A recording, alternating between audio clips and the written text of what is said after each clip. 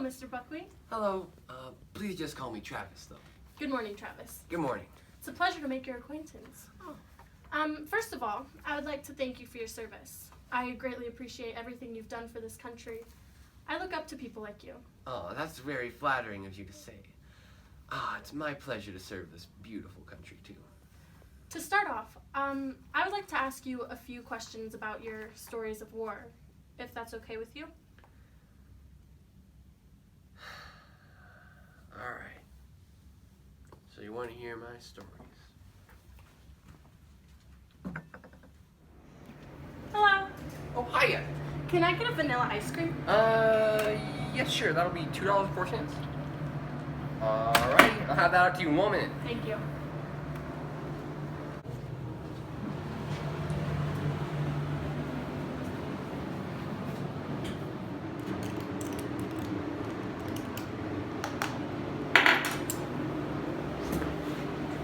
All right. Here's your ice cream. Hope you have a great day. Thank you. It was a normal day working my part-time job in the summer of 1914. I was getting ready to close shop whenever a man gave me a letter after I served my last customer.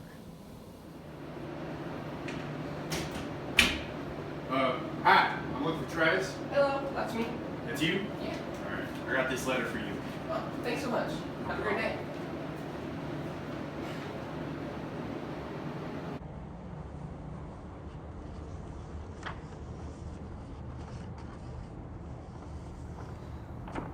Dear Travis Buckwheat, you have been selected to help serve your country in the Great War.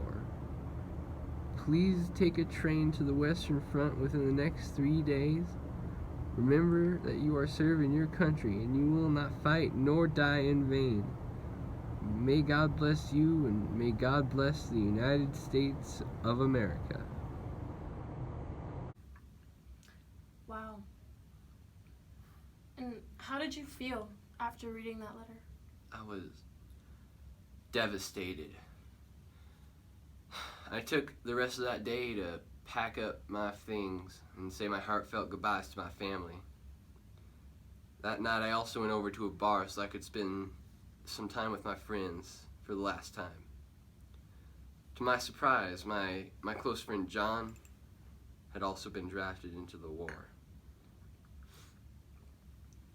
I had mixed feelings about that, but I was happy to know that I wouldn't be alone. He was stuck there for hours. Oh gosh, Travis, the craziest stuff happens to you while you're at work. Yeah. Oh man. I'm really gonna miss these times. What do you mean? John, I'm going to war. Oh. So you got drafted too, huh? Oh.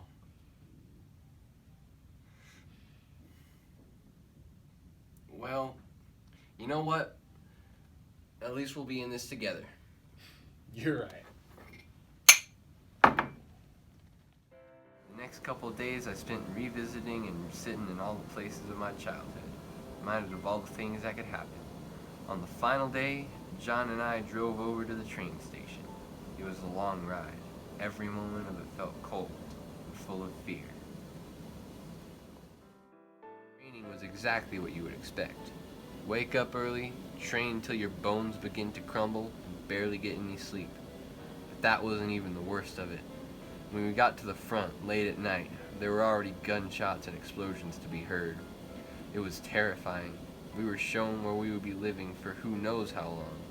Our quarters were small and compact, without much room for comfort or stretching. The mattresses were hard, and it was cold as ice. The next morning, we had to wake up very early. We were given weapons, not knowing what events would occur, and told to wait in the trenches. We were given the signal to start shooting. It was going nowhere for us. But then John had an idea. It was a bad one. He stood up to try and flank them without giving permission, without hearing the whistle.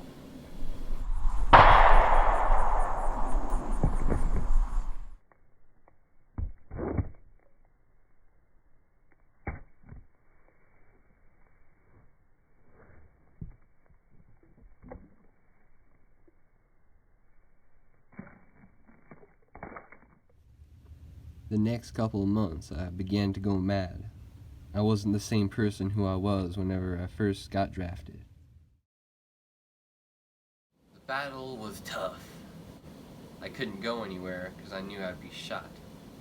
That's when a German soldier came across me, and he didn't notice me. That's when I took my chance.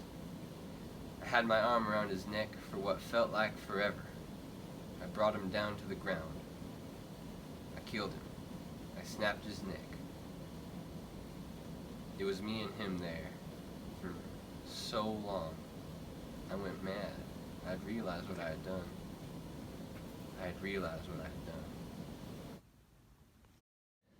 I felt an urge to reach into his pocket, so I did.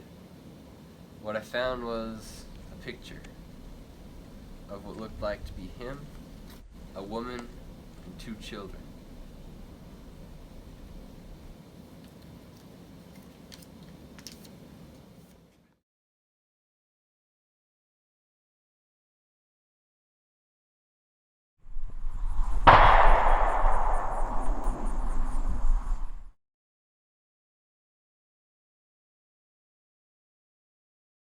The next thing I remember was waking up in a hospital bed, but I didn't know what that meant until a couple days later, whenever they had told me I had been in a coma for almost 3 months.